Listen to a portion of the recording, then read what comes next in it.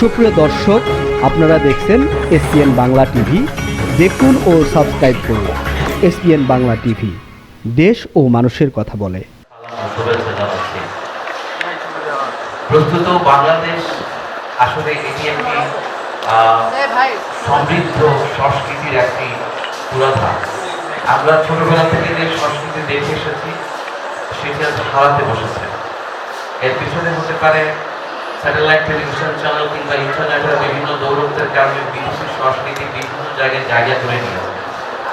আজকে আমার ছোট্ট শিশুও হিন্দিতে কথা বলতে পারে, অন্য ভাষায় কথা বলতে পারে, কিন্তু আমি চাই আমার বাচ্চাটা শুদ্ধ উচ্চারণে বাংলা ভাষায় প্রমিত উচ্চারণে কথা বলবে।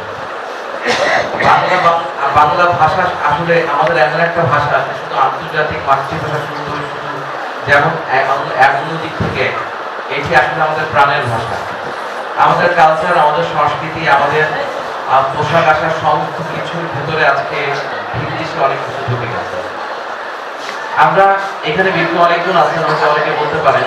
আমি প্রশ্ন রেখে যেতে চাই, আসলে একটা অনুষ্ঠানে আমাকে জানতে চাওয়া হয়েছিল যে আমাদের জাতীয় পোশাক আসলে আমরা কি লুঙ্গি পরবো নাকি আমরা পাঞ্জাবির সাথে পায়জামা পরবো, এর একটি সুস্পষ্ট একটা জায়গা আমরা চাচ্ছি।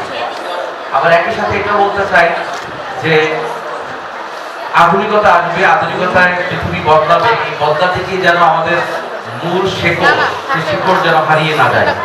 আজকে সেই শিকড়, সেই মূল ধারাটার রক্ষার জন্য যে সমস্ত প্রক্রিয়াগুলো কাজ করছে তার ভিতরে সাসাব অন্যতম, যারা দীর্ঘদিন থেকে কাজ করে যাচ্ছে।